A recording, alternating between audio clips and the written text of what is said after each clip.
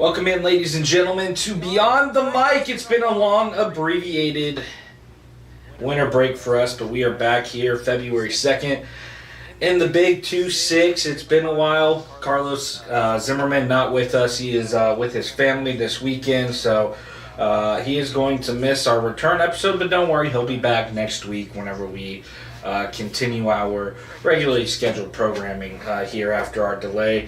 But I am joined by Justin Hardcastle, our producer, filling in at the co-host spot. And Justin, I hope that the 2-month layaway has treated you well. I know we've been doing some stuff here at the station, but excited to get this project back. Of course, it has been a great couple months.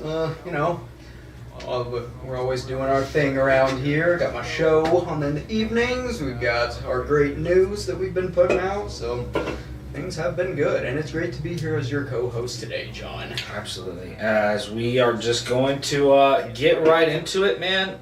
The big game is this week, the Super Bowl. There is no bigger football game in the schedule.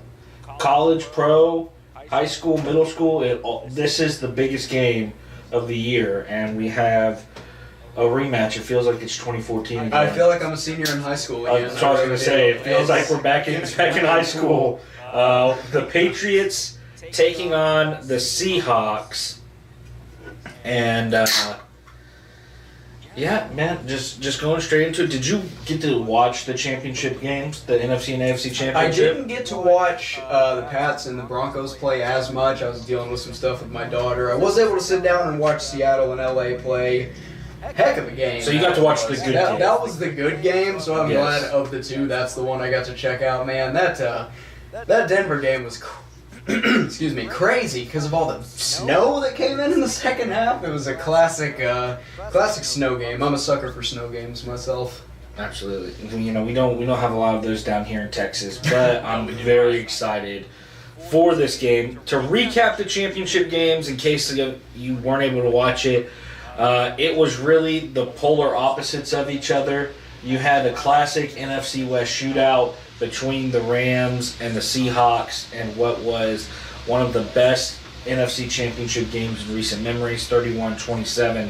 Seahawks, meanwhile, the Patriots outlast Denver in the snow, like you say, 10-7, and that brings us to Sunday night, 5:30 Central Time at Levi Stadium in Santa Clara, California. We're going to have the Seahawks versus the Patriots in what is shaping up to be an interesting game. You have the young hotshot quarterback Drake May, who took over last season for the Patriots.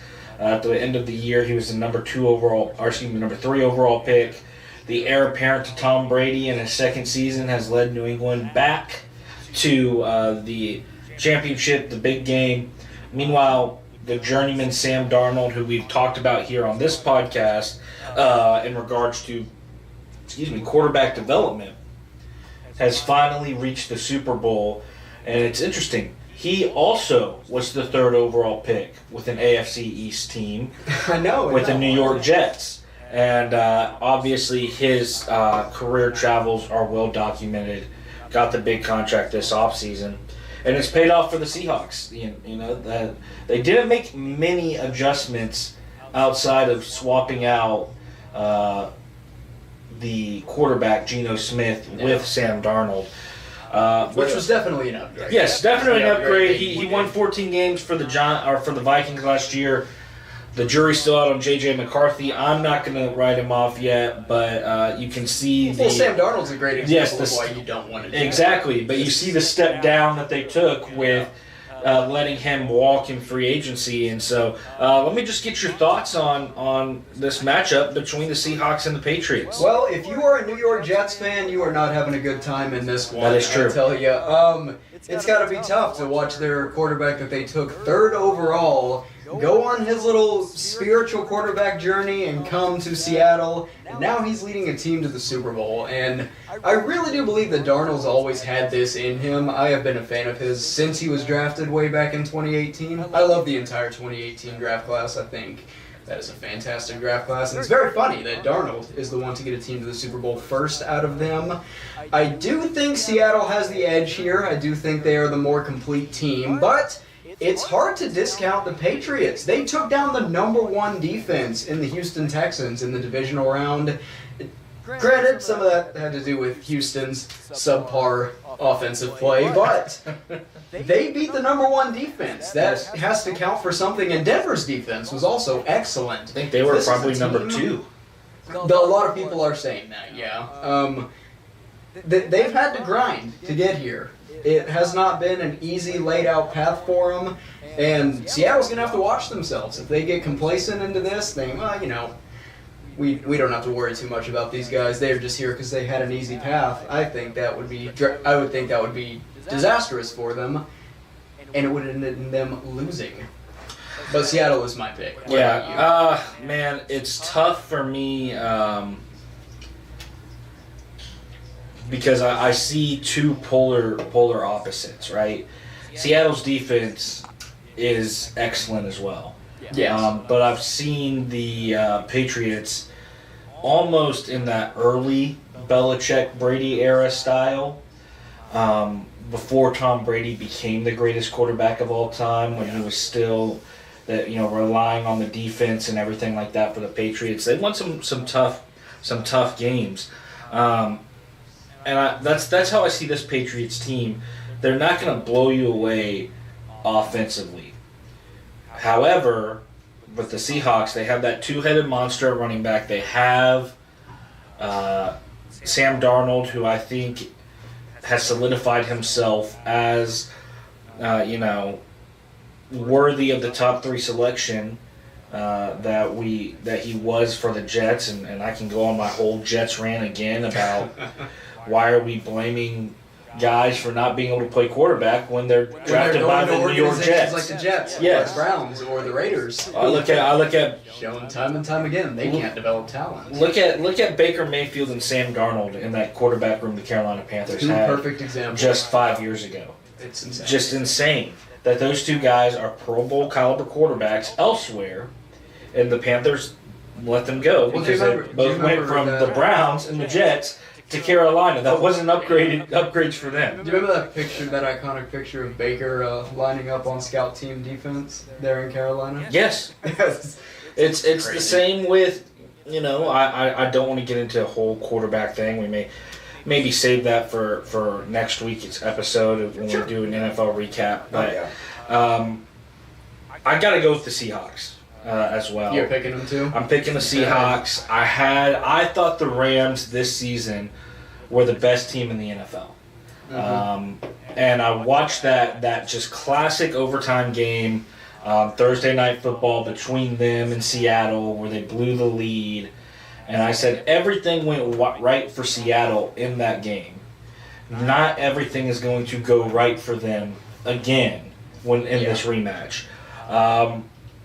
And not everything did go right, but the defense stepped up. And when you have a guy like Jackson Smith and Jigba, and you have Sam Darnold throwing him the football the way Sam Darnold has, and you have that defense, I think that they have to be the favorite. They're more battle tested to win the NFC West, the best division in football this season, and to do it in the way they did, and to just really march through the playoffs. There are still a lot of questions on Drake May about some of his playoff performances. Yeah. When all Sam Darnold has done is answer the questions that everybody had about him. Yeah. And his He ability really to step up and lead the team and not just manage the team. So I really do think that the Seahawks are going to be the Super Bowl champion. I'm very excited, though, for this matchup. Like I said, we talked about it. Christian Gonzalez versus Jackson Smith and Jigba is going to be a great matchup. Mike Variable just taking the Patriots to the Super Bowl in his first season. It reminds look at what happened after Tennessee let him go after an injury-plagued season. Yeah. That's what and that GM is still there that let him go. Yeah. He sure is. And so now he has a Super Bowl, and this GM is now searching for his third head coach to try to mold Cam Ward into what I think he can be. It's just a very interesting thread that we can follow with all that. But yeah, so you're going Seahawks. I am. From my logical brain, my superstitious brain would like to point out one thing. The Patriots are wearing white jerseys. Is that a thing? Yeah, you don't know about that? No, I don't. The Patriots tend to perform better in the Super Bowl when wearing white jerseys, and last time they played the Seahawks in the Super Bowl, they were wearing white jerseys. See, I don't blame the jerseys for the Seahawks losing that. I blame Russell Wilson. No, I blame Pete Carroll for making that. Hand the ball off. Hand the ball off to Marshawn Lynch. I was rooting for the Patriots that time, so I'm very glad that they did that. Well, see, so I'll have to admit, I grew up in an anti-Patriots house. I grew up in an anti-Boston sports team house. Did you? Yeah. Yes. So the Patriots were among that that ire that my dad had for the Boston sports teams, and I liked Russell Wilson because I was a shorter football player and. So I always cheered for the little guy, you know. Oh, he's not 6 feet tall. Everybody's counting him out. All this stuff. So that's I was going for Russell Wilson in that, but it was a great game. Maybe one of the best Super Bowls in the past, 15, 20 years. I don't think anything's top Super Bowl 50, the Carolina versus Broncos Super Bowl. 51. See, I said 3. Yeah, but see that one, there wasn't it didn't get good until halftime or until that comeback. True, yeah, started. the first half it really was just that Broncos versus Carolina game was just back and forth. You had MVP Cam Newton doing his thing. You had DeMarcus Ware and Von Miller and all those defensive studs and Peyton Manning's last go, the Cowboy. So, yes. So I think part of me also was hoping that we would have a Patriots versus Rams Super Bowl. That would have been cool. To atone for that awful display that both of those teams showed us back in 2019. That was the most boring Super Bowl. That was the worst Super Bowl I've ever seen. I think it was the first Super Bowl that got turned off at the end of the third quarter of my life. Really? We turned it off because it was clear that Jared Goff and the Rams weren't going to do anything. Couldn't do anything against the Patriots, and that Tom Brady couldn't do anything against the Rams because those defenses were too good. And I think that was more so on the lack of talent around Tom Brady at that point. Julian Edelman was the MVP of that Super Bowl. Yes, and he had 5 catches for 80 yards. Yeah, and a touchdown. It was egregious. It was bad. So I wish we could have gotten some penance for that. But I want to say we ended up hitting the bars at about the third quarter that night. So yeah, we were watching in the barracks, and I believe we ended up going out to the bar at around the third quarter. No, just that's one of those Super Bowls that as long as we don't have a repeat, I feel fine. But yeah, let's hope for something better. As we now go to our next topic. If you don't know, we're located in Huntsville, Texas, about an hour north of Houston, and our crew, outside of the illogical decision by Carlos and Justin to cheer for the Texans over the Cowboys, are all Houston sports fans. Or I guess I'm the one that's the only smart one to cheer for the Cowboys over the Texans. But if you didn't know, Justin, the Rockets are pretty good at basketball this season. They are. They actually are. Led by one of the best bucket getters in the history of the NBA, they are slowly but surely climbing up the Western Conference again after some falters. I know. There was that period in early December where things were looking a bit rough. They dropped to I think they lost 7th seed. Yeah, they lost 6 or 6 7, out of 8. It was a rough stretch. Yeah, the 6 out of 8 or 6 in a row, 8 out of 10. It was bad. It was half of their losses came in that stretch. Mm-hmm. They were 17 and 11. Now all of a sudden, They're 30 and 17. Firing on all cylinders. They are 2 games behind the Spurs for second place. They've split that season series so far. Yeah. They have the second best plus-minus difference, or point differential, in the Western Conference, and they have the 4th best point differential in the NBA. They're 7-3 in their last 10. They've won 2 in a row. At home, they are fantastic. They're 17-4 at home. As are we getting some live chats? We are. That is my buddy Tarzan. Shout out Tarzan. But this Rockets team needed somebody to go get some buckets. And even with injuries to Fred VanVleet and now Steven Adams, who's lost for the season. Which hurts. That hurts a lot. You know, if there's another podcast with Rich Paul and Max Kellerman called Game Over. Mm-hmm. And Rich Paul talked with Fred VanVleet on the phone because they were talking about the Rockets. Right.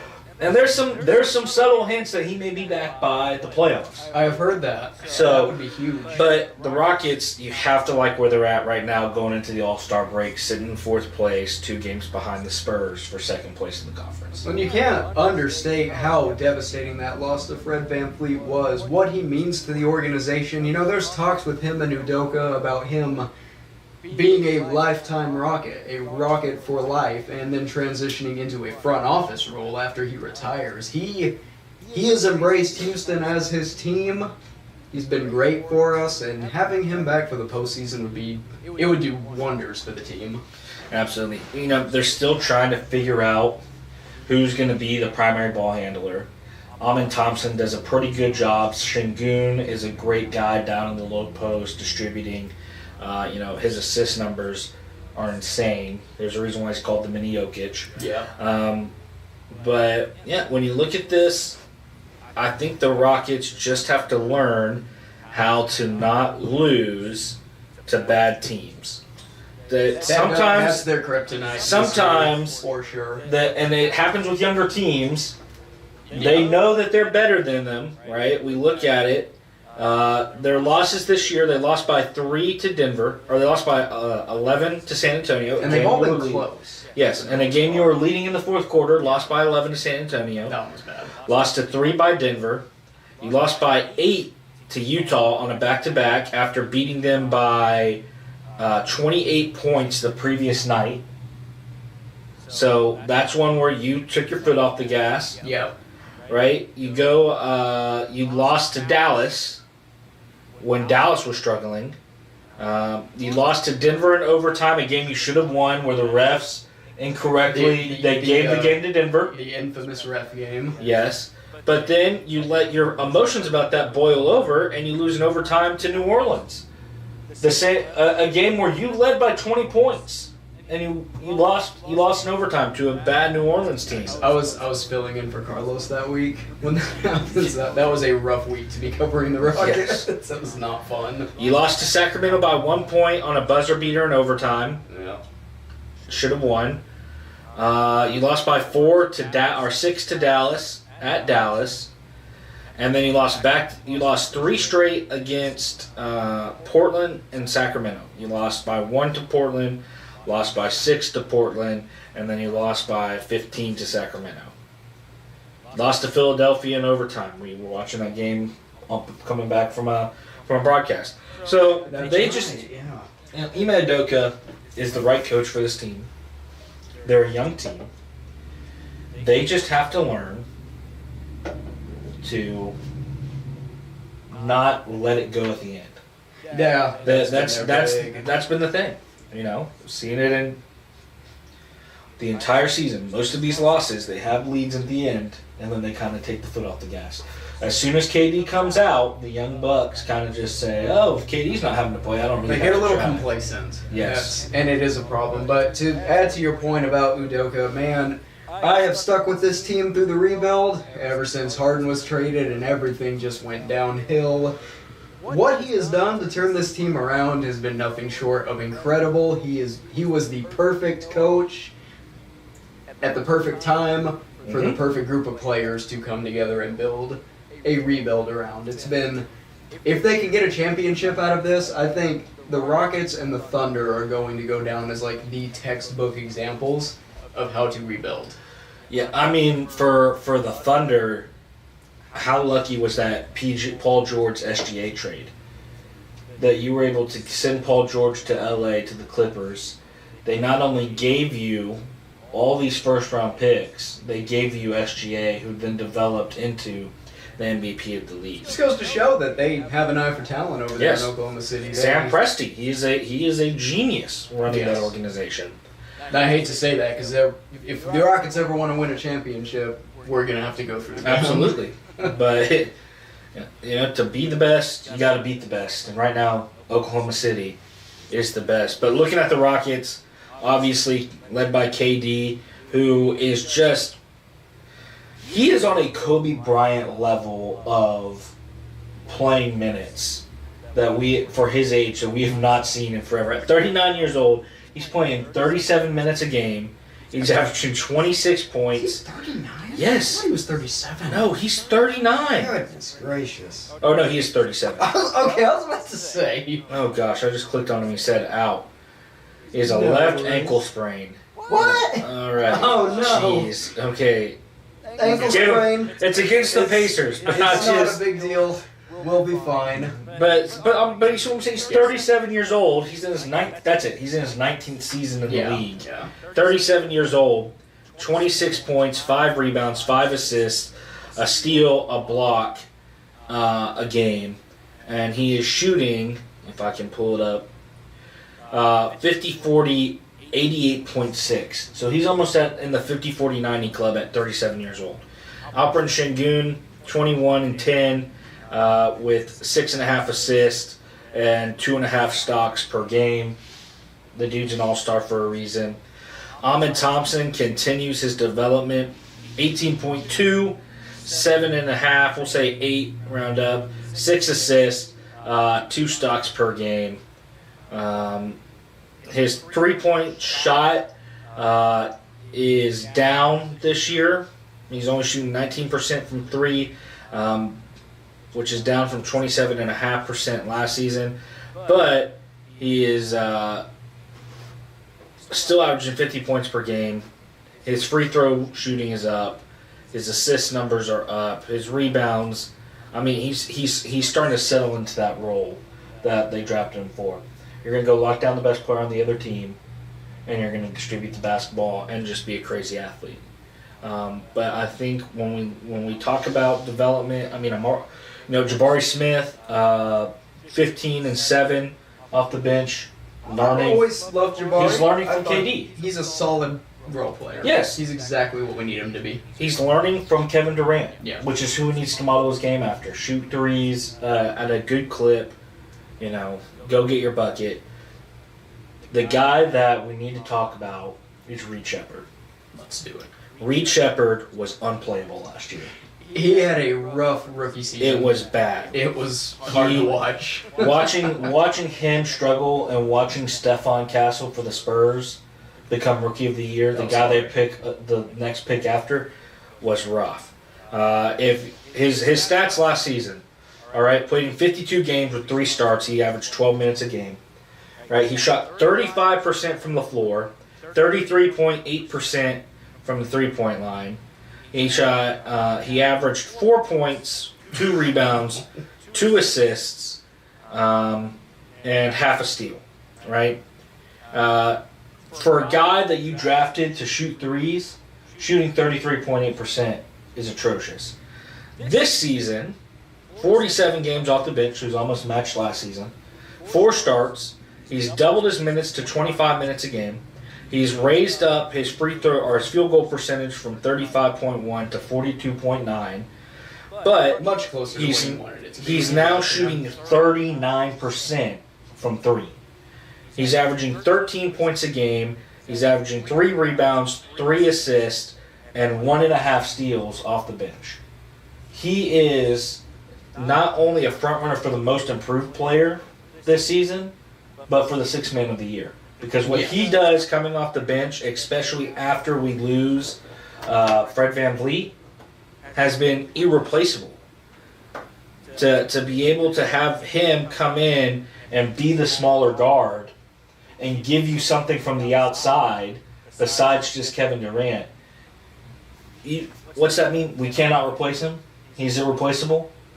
I mean, it's just been remarkable. It's just been remarkable. Yeah.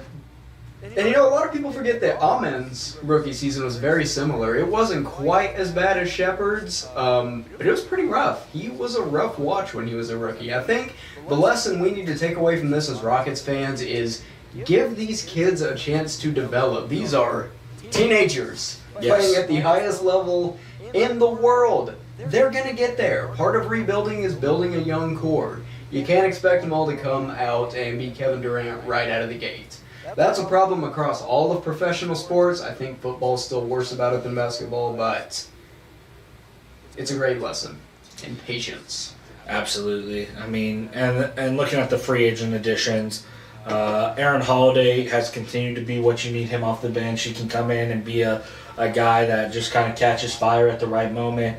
Josh Okogie, he's averaging 5 points off the bench, but he has been great. He's knocked down some clutch shots for you, being kind of that bigger defensive guard that you need.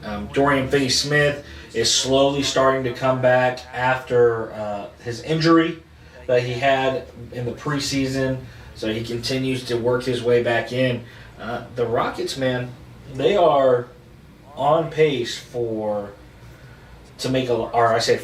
they're on pace to make a lot of noise. Absolutely. This postseason, it was a rough exit last year.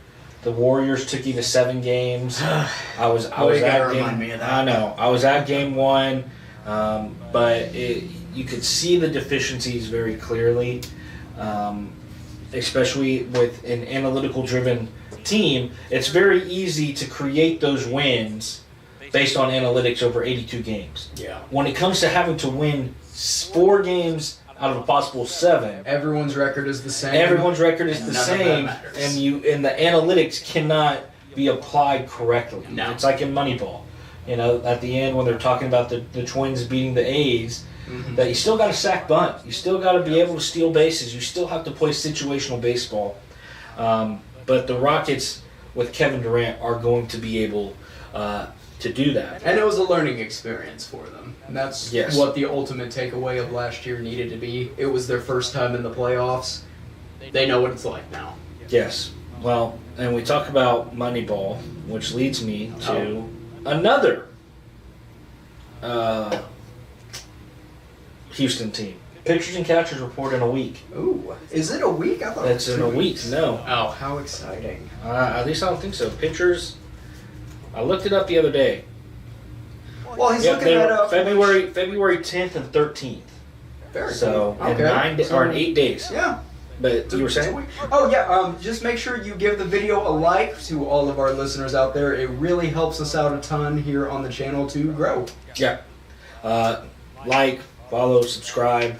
Also, you can find us on Spotify, Apple Podcasts, wherever you get your podcasts. And we're also on social media, so you can find us on there. But, yeah, when we look at this, let me see here if we can find out when. It's a little different this year because of the World Baseball Classic. Yeah. Let's see. You got to take that into consideration. Jeremy Pena being the first Astro announced for the World Baseball Classic. Yes. That's pretty neat. All right. Houston, they report on Wednesday, February 11th, and their full first squad workout is on the 16th. Okay. So while they are getting ready, we will be here preparing for the World Baseball Classic at Minute Maid. The United States versus Mexico will be at Minute Maid. I will be on a cruise in Mexico, so I was so mad when I saw that date because there's like 3 or 4 games that happen right before I leave, and I was hoping that the United States versus Mexico was going to be one of those games, but that is going to be an electric atmosphere. It's going to be a good one. But, especially in Houston. Yes. That's the perfect place for that game. Yes. I'm glad that Minute Maid gets to be the epicenter of the baseball in the United States of America. Team USA being hosted their group at Minute Maid. So, but man, when we look at the Astros, man, they got a. Sorry, I'm having to scroll through all of the no worries. The ESPN Hall of Fame. But Ime, he's an Astro. They did it. Tetsuya Ime signed with the Houston Astros to beat the Los Angeles Dodgers, and the team that was holding back all the hate of the baseball world and holding the Dodgers back and being the only defense against the Dodgers. I love it. Got their ace, and he's been rocking it. He loves Houston. Have you seen his press conferences and stuff, and the Rockets games and everything? He has embraced Houston for sure. Being there at the Rockets game and at the Texans game, going nuts, throwing out the H's. You can tell. I don't know if Scott Boras told him to do that or if he is just that excited, but it's a great look either way. He has already endeared himself to the fan base very well, I will say. Yeah, I mean, when we look at the Astros, sorry, I'm trying to. How are you grading their offseason while you look at it? Man, what are you thinking? What are your thoughts? I really do like what Houston has done. Tetsuya Ime obviously is the big one on New Year's Day, kind of bringing in the new year for Astros fans. I like Mike Burrows. We gave up a little bit to get him, but I think he's going to be a solid addition. You get him in our pitching lab. You get him in the Astros pitching lab. Here's my thing.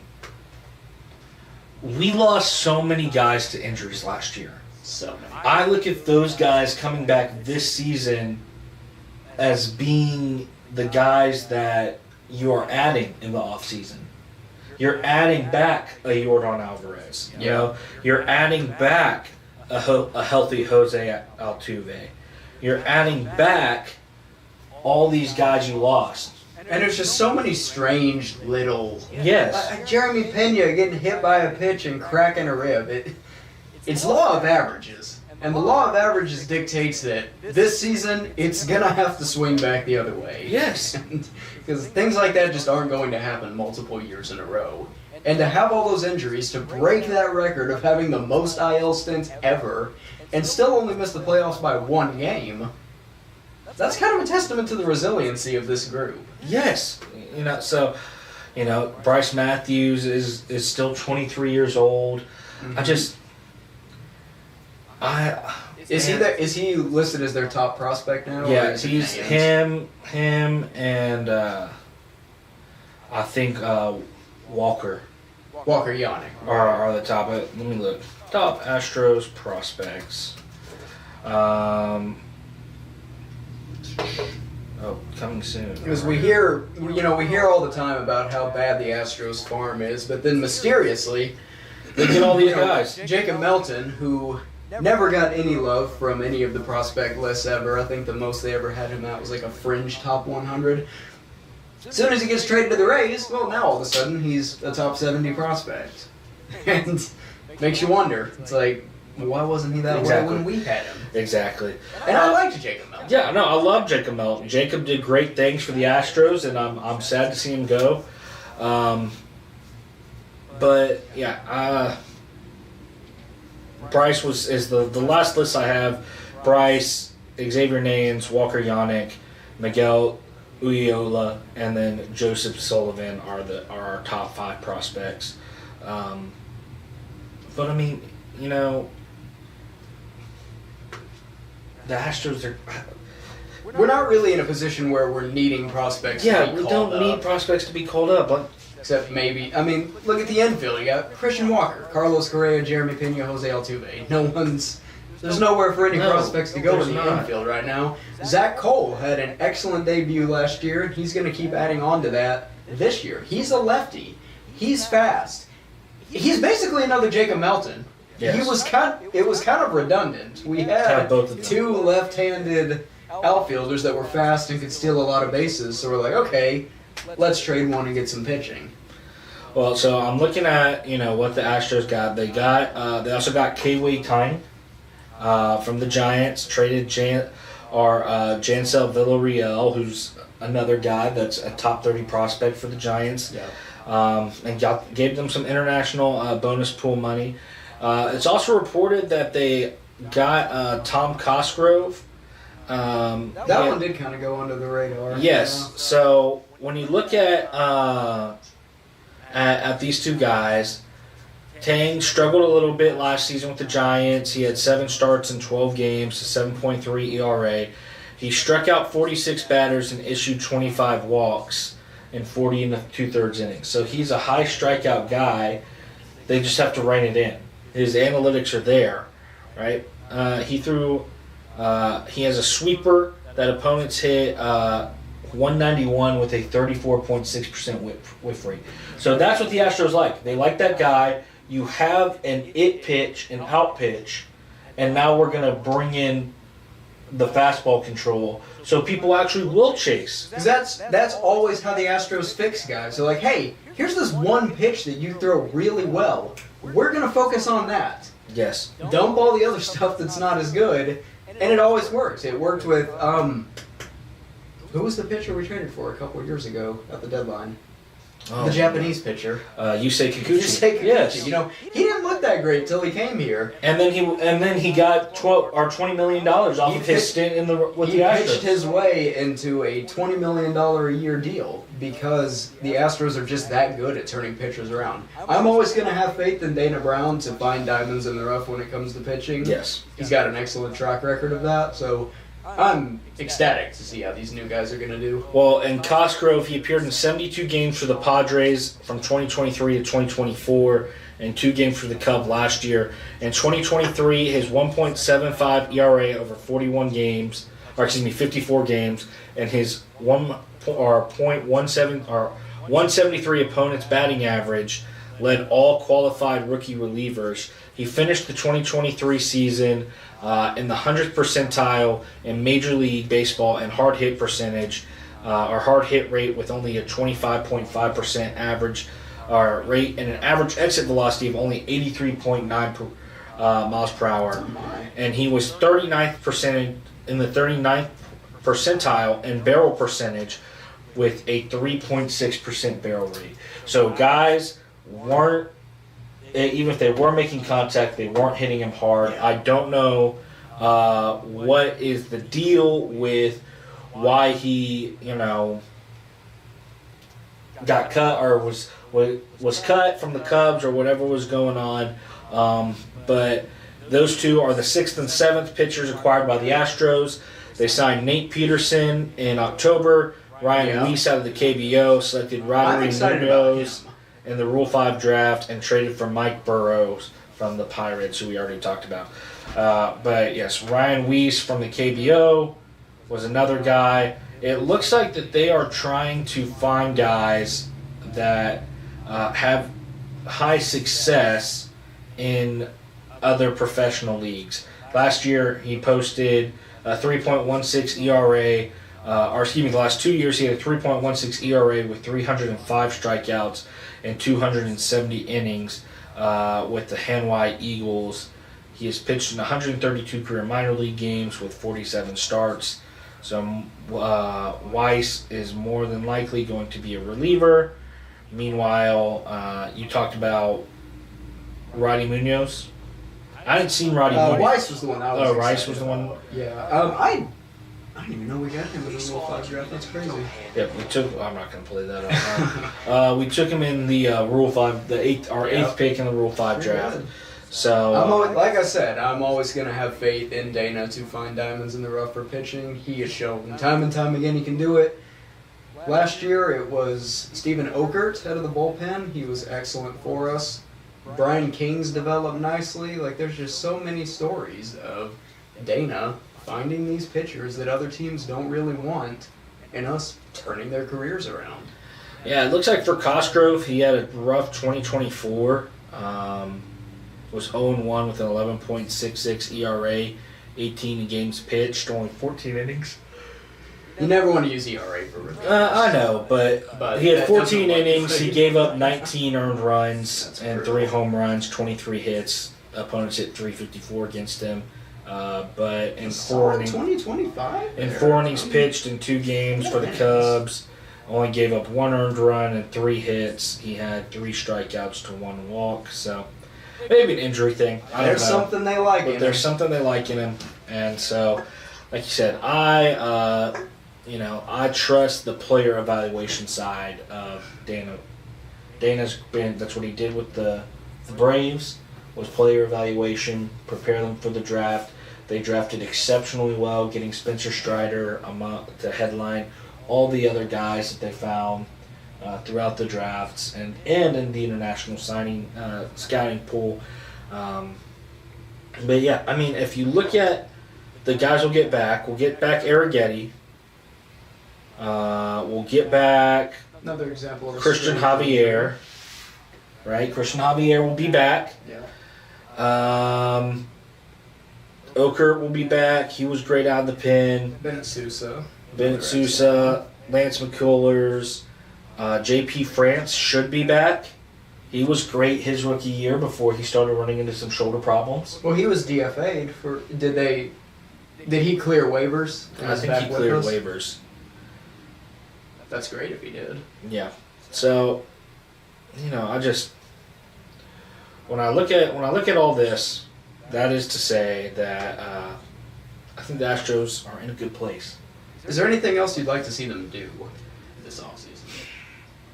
Man, it's hard for me to say what I would like to see them do. It'll be interesting to see who's going to be catching. Do you keep Cesar Salazar on the squad to have that left-handed bat off the bench? I think Walker Yannick is probably going to be called up this season. He was a non-roster invitee to spring training. Yeah. Jesus Sanchez, I would like to see more. Stop me if you've heard this before. All right. I would like to see one more left-handed bat. Yep. That's been kind of the story of Dana Brown's tenure. Because I look at the Astros, and right now, with who they have,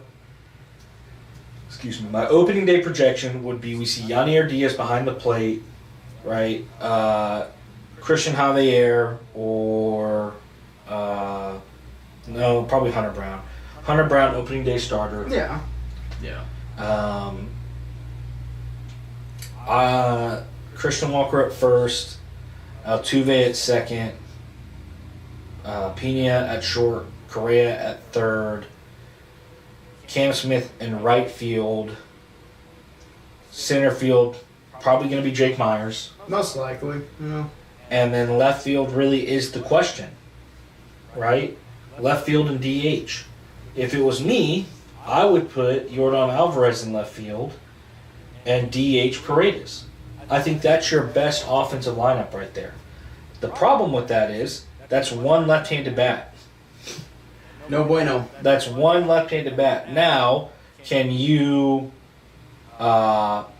sub in Jesus for Myers in the later innings as a defensive sub and Probably possibly not have a him? center. He's Or not a very good defender. I'd go more with Zach to Cole. Zach Cole then for that. There's things. A left-handed hitting infielder would solve a lot of problems. I'll just put it like that. You thought you were going to get that with Brendan Rodgers last year, and then he gets hurt, and then he gets concussion and a freak collision. Once again, the freak injury thing. And It knocks him out a for while. 2 months, Yeah. and he can't come back. So a left-handed bat, I don't know who they have, like who is still available to solve that issue. Well, the big theme But- seems to be trading Paredes. And to go with what I think the one more off-season move should be, I'm going to go hot here. I'm going to say it might be a good idea to trade Isaac Paredes. A lot of people won't like that. That's okay. It could solve a lot of this team's issues with not having enough positions for people and potentially get you another left-handed bat if you play your cards right. They've been talking to the Red Sox for weeks now regarding this. For whatever reason, something is hanging it up. I don't exactly know what that is. I know the Astros like Weiler Abreu. I know they like Jarren Duran. I think it's just an issue of Boston being a little stingy and possibly us being a little stingy and asking too much. I think it would be best for the team if a deal of that variety got done. I will just say this. There's not really anybody on Boston's roster right now that is tradable that would excite me to trade an all-star who led your team in home runs last year. Well, Christian Walker. Or who was leading your team in home runs before he tore his hamstring. Yeah, that's a fair point. You know, you're trading an all-star caliber player. You need to get an all-star back. Well, Jarren Duran's an all-star. That's why I think that would be a trade that would work really well for both teams. We get a lefty, speedy outfielder. Is he an all-star? Yeah, and he wasn't last year. He was an all-star in 24. So, in 24, his best year, he hit .285 with 21 home runs and 75 RBIs. Can he play on the infield? I think a left-handed outfielder would be fine. We have left-handed outfielders. Yeah, but none of Duran's caliber. We need an infielder. Well, we do have one of Duran's caliber. His name's Jordan Alvarez. But he's not as good of an outfielder. Come on. Have you looked at the stats? Have you looked at the stats on how good? I know the stats on how good Jordan is throughout his career. Well, and Duran can play center too. So if you want to play Duran in center, Jordan in left, I'm fine with that. Okay. Oh no, this is Paredes. Look, last year, Isak, before he got hurt. I don't dislike Isak as a player. I don't think there's anywhere for him to play. He can DH if you just suck it up and tell Jordan, we need you to play 80 games in left field. They don't want to do that. Well, they should. They should. You're his boss. You gotta go talk to Joe Espada. Joe Espada, you're his boss. Just tell him. Tell him you're playing in the outfield, Joe. You're playing. Like, I'm sorry. He plays better when he's not sitting on the bench half the game. And you're right. The stats do show that he plays better. For whatever reason, they do not like him out there in the field. I don't really care either way. You're right. Him outfielding would allow Paredes to DH, but honestly, if anyone needs to be a DH candidate at this point, it's probably Jose Altuve. And That's Paredes, fine. And Paredes can play second. He can. He can't. Yes, he can. They don't want him to. They've said they don't want him to. It's been the talk of the offseason. That's why when I say Paredes doesn't have a place on this team, I just don't think he has a position. So I think you should go and get something for him, just like you did with Kyle Tucker when you knew you weren't going to re-sign him. Yes, man. Take advantage of a situation. The problem is he has... Because they'd probably like to trade Christian Walker over Paredes, but they can't do that. He's making too much money. It's a tough situation to be in. I think you could find a trade partner for Christian Walker. I'm sure you can. And if they do, great. I'm just saying. Maybe play Paredes there. Or Jordan at first base. I don't know, dude. It's just I don't know if he's ever played first base. He took reps there when he was first with the team. See, I've always thought he would go and play and take reps at first base during warm-ups and then go get his outfield glove. But I've always thought we should teach him first. For whatever reason, they never have. I agree, but anyways, that'll close our talk on the Astros as we move into our last thing, and the month of February is it's Valentine's month, and this got me thinking because my wife, I love her so much, is anti-Valentine's Day. Really? Yes, and I think that is something that drew us to each other, an invisible thread. Yeah. Because I also think Valentine's Day is the most overrated holiday on the calendar. Okay. It is pointless. There's no reason for it. Okay, it just makes half of the population feel bad. It makes half of all relationships fail because something isn't met. Dang. I just think that Valentine's Day is the most overrated holiday. And you feel free to debate me, but I I want to talk about this and get your take on what the most overrated holiday on the American calendar is. Okay, all right. Man, that's tough for me. I am a lover of holidays. I do too. I love celebrating things for any reason. I mean, let's go through it, man. Like, my favorite holidays are, like, I love the 4th of July. I love St. Patrick's Day. I love Christmas. Okay. I love Thanksgiving. Yeah, you're naming all the good holidays. What are the bad holidays? Besides Valentine's Day. Are you saying that's the only bad holiday? Hold on. Let's just holidays. America. All right. I love Green Day's holiday. The song. Also what can I say, man? I'm just a holiday lover. Okay, no, I don't want federal holidays. This is a pro-holiday podcast. Okay, here we go. All right, Earth Day. What do we need Earth Day for? I don't like the Earth.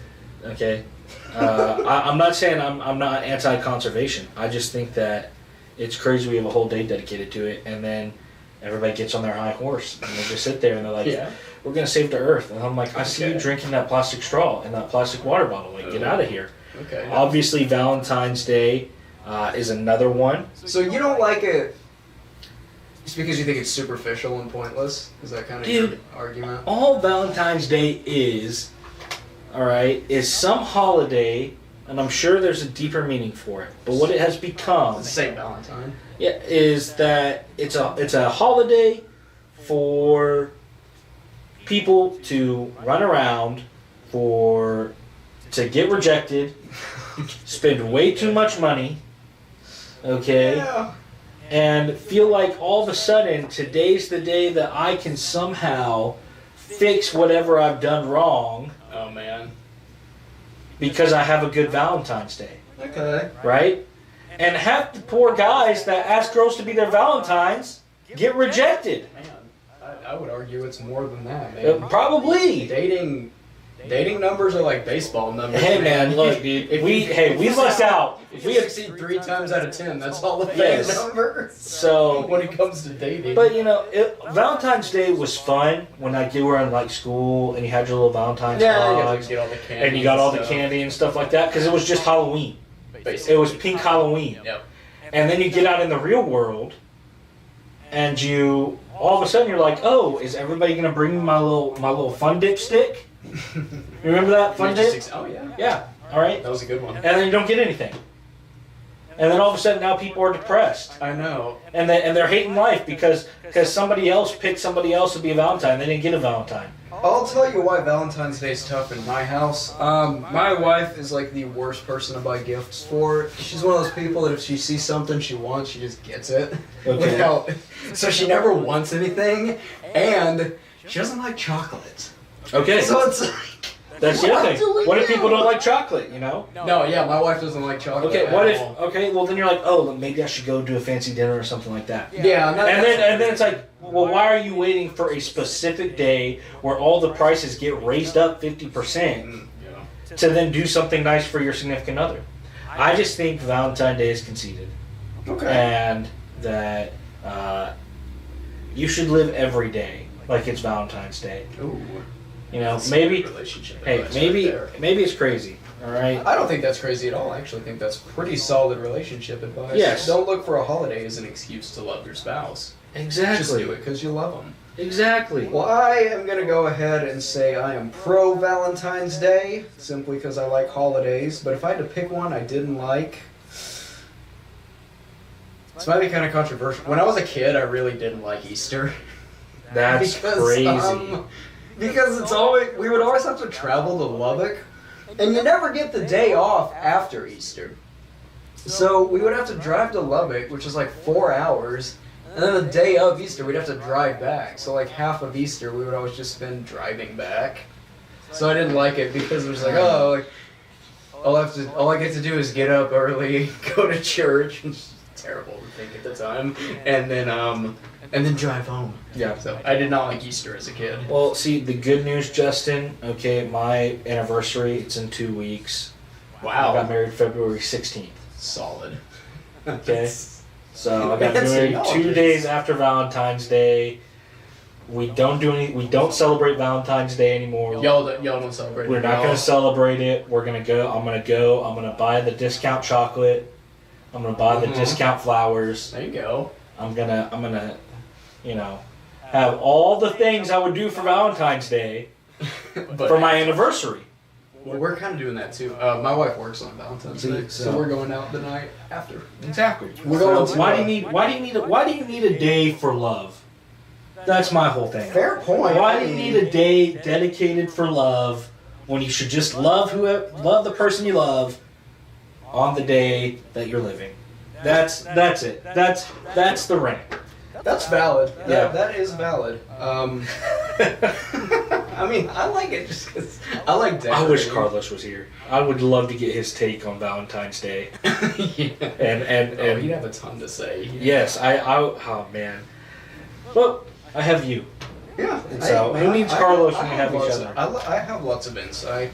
I know this is the basketball crew right here, man. Exactly. Well, got except great whenever you cancel on me last minute. Hey, man. I'm kidding. All right. Well, that will do it. That's going to wrap up our podcast today, as we're actually going to get out of here under an hour, surprisingly. Right at an hour. Yeah, but as we mentioned, the video, leave a like. Let me pull up our Twitter handle. Okay, well, I'm just going to have to pull it up on my phone. Yeah, but leave a like on the video. Subscribe to the KSAM YouTube channel. We're on the march to, I believe, 200,000 subscribers. 200,000? Or 2,000? That would be incredible. We're trying to get to 2,000. 2,000. Why not get to 200,000? Why do we have to go to 2,000 before 200,000? One day we will get to 200,000. We are on the march of 200,000. That's what we're on. That is long-term goal. But yeah, follow us at Beyond the Mic, Beyond TM Podcast on Twitter. You'll see our logo on there. You can click the link in our bio. It'll take you to the YouTube channel here, as well as our Apple Podcast and Spotify podcast page. You can find us wherever you listen to podcasts. Beyond the Mic, just look up Beyond the Mic and then throw either my name or Carlos's name in there, and you will find it. But man, so good to be back. We apologize for the delay, the winter break, just people being out of town for actually good holidays like Christmas and New Year's, but then just the flurry that was and is high school basketball season in the state of Texas kind of shook us up for a minute, but we're back every Monday, 3:30, 4 o'clock, somewhere around that time. Producer Justin, you got anything to say before we log off?